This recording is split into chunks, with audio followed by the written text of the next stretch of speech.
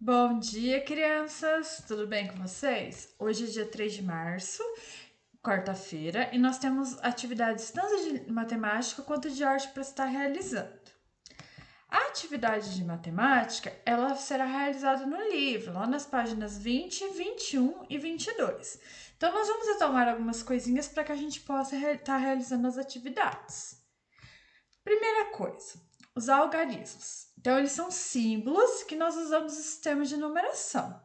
Então, no nosso sistema de numeração, para formar qualquer número, eu vou ter que utilizar entre os algarismos 0, 1, 2, 3, 4, 5, 6, 7, 8 e 9. Com esses algarismos, eu posso misturar eles e formar uma infinidade de possibilidades de números.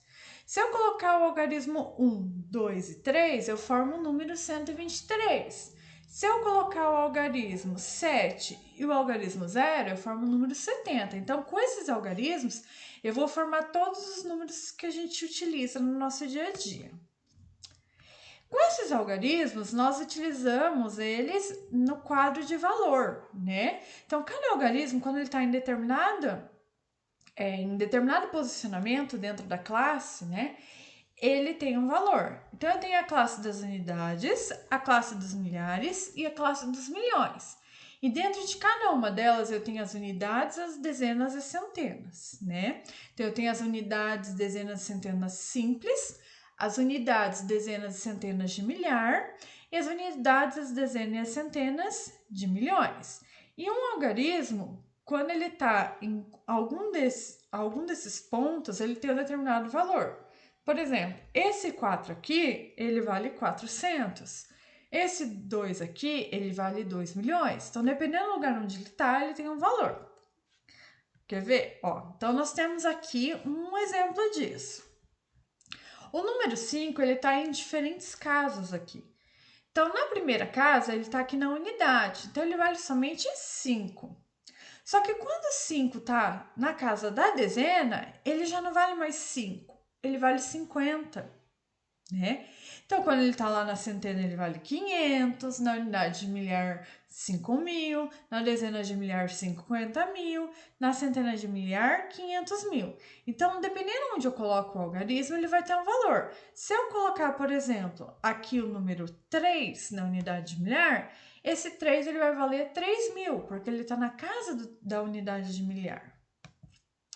Tá?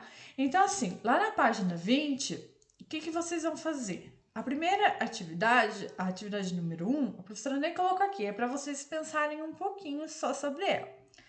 A atividade número 2, nós temos esses números aqui, ó. 299.792. E vocês vão colocar quanto vale cada um dos algarismos. Então, por exemplo, esse 2 aqui, ele está na primeira posição ou primeira ordem. Ele vale 2 unidades. Esse 9, ele está na segunda posição ou segunda ordem e ele vale 9 dezenas. E 9 dezenas é o mesmo que 90 unidades. Esse 7 aqui, se eu colocar ele aqui na coluna, ele vai estar na centena. Então, ele vai valer 7 centenas, que é igual a quantas unidades? E vocês vão continuar preenchendo o quadro aqui de valores, seguindo cada um dos algarismos. Aí, no final aqui, nós temos a representação deles no quadro aqui de valor posicional. Então, ele já está aqui. Então, fica mais fácil para vocês identificarem quanto vale cada um dos algarismos. A segunda atividade, vocês têm que decompor o número 299.792. Então, olha lá. O livro já traz a primeira parte. 2 centenas de milhar, quanto vale? Então, vocês vão pôr 9 dezenas de milhar, quanto vale? 9 unidades de milhar, quanto vale? E vão preenchendo assim sucessivamente. Então, olha lá.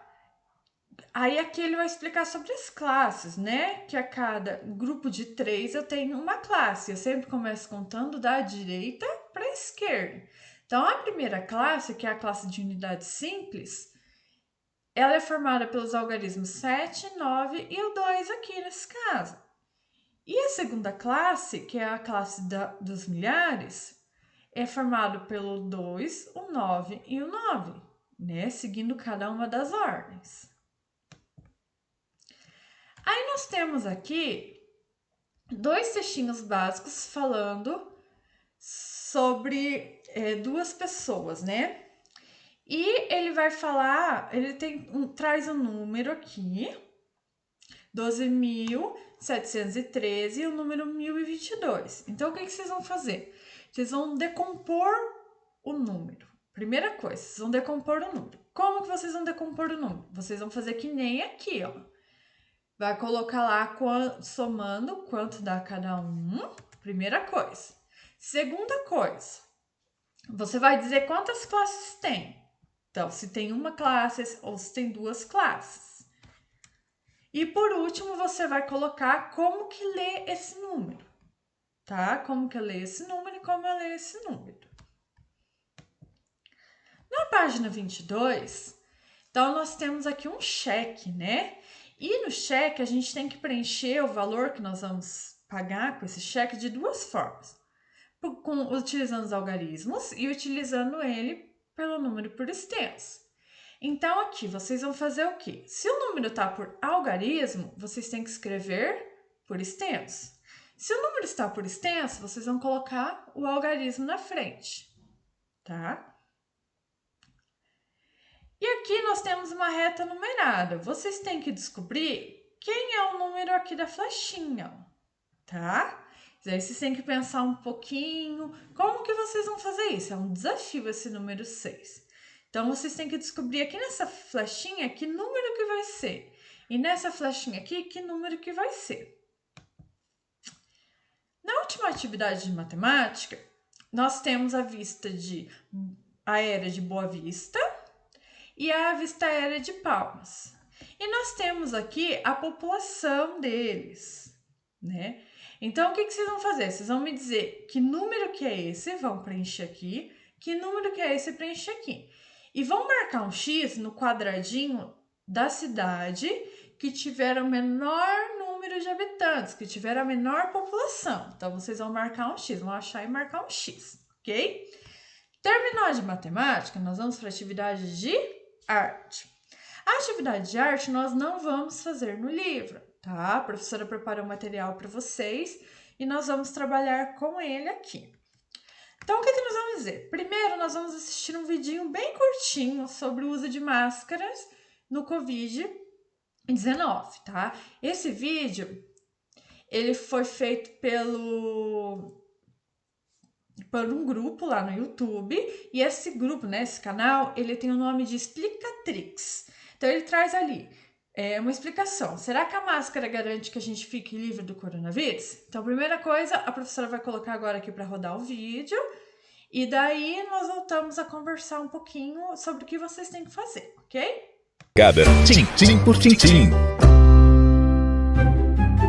A máscara garante que a gente fique livre do coronavírus? Olha, a máscara não é assim uma barreira de proteção total contra o coronavírus, não. Mas ela pode sim dar uma boa ajuda se for usada direito.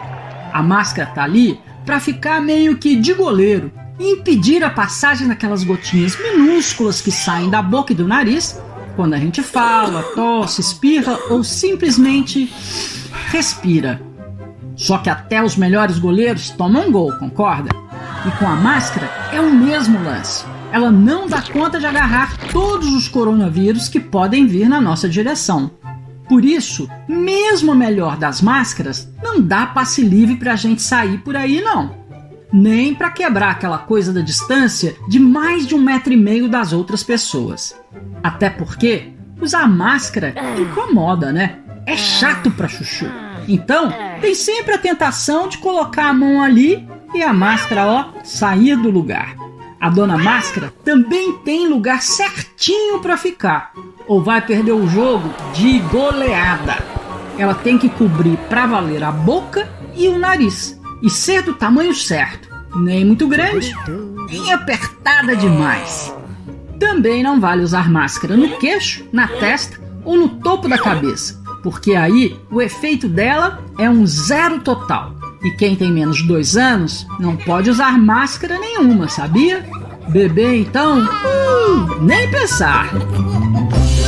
O O Explicatrix é feito pela Gi. Olha lá, então a gente assistiu o vidinho ali, né? E ele fala um pouquinho sobre o uso da máscara. Então, qual é a atividade de vocês?